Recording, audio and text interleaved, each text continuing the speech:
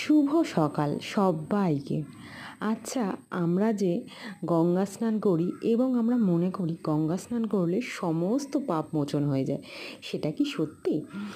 আর গঙ্গায় আমরা স্নান করলে পরে সে গঙ্গাকে আমাদের তো পাপ দূর হলো, কিন্তু গঙ্গা কি সত্যি সত্যি পাপী হয়ে যায়? তো একদা এক ঋষির মনে প্রশ্ন জাগে যে মা গঙ্গায় স্নান করলে মা গঙ্গা কি পাপী হয়ে যায়? তো সেই ঋষির সেই প্রশ্নের উত্তরে মানে জবাবে ঋষি একদিন মহাদেবের তপস্যা করলেন এবং সেই ধ্যানমগ্ন হয়ে অনেক বছর ছিলেন এবং মহাদেব তার ধ্যানে সন্তুষ্ট হয়ে তাকে দেখা দিলেন। তখন সেই ঋষি মহাদেবকে প্রশ্ন করেন যে মহাদেব, আমরা যে সবাই পাপ দূর করার জন্য গঙ্গায় স্নান করি, তাহলে কি মা গঙ্গা পাপী হয়ে যাচ্ছে?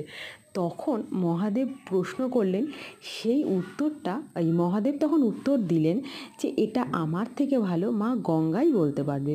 তো চলো আমরা মা গঙ্গার কাছে যাই। তখন মা গঙ্গাকে এই ঋষি প্রশ্ন করলেন, আচ্ছা মা গঙ্গা, আমরা যে পাপ দূর করার জন্য আপনার কাছে মা গঙ্গায় যে আমরা স্নান করি, তাতে কি সত্যিই আমাদের পাপ দূর হয়? আর আপনি কি তাতে পাপী হয়ে যাচ্ছেন? তখন মা গঙ্গা বললেন, না, আমি তো সেই পাপ রাখি না, আমি তো সেই পাপ সমুদ্রকে বিলীন করে দিই। তখন মহাদেব এবং সেই ঋষি ভাবলেন যে তাহলে সমুদ্রকে আমরা জিজ্ঞেস করতে পারি।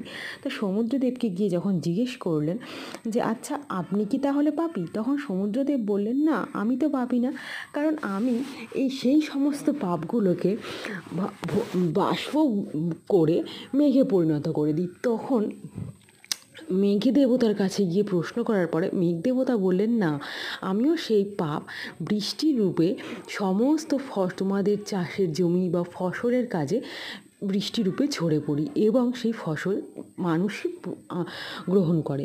তো যেমন কর্ম তেমন ফল।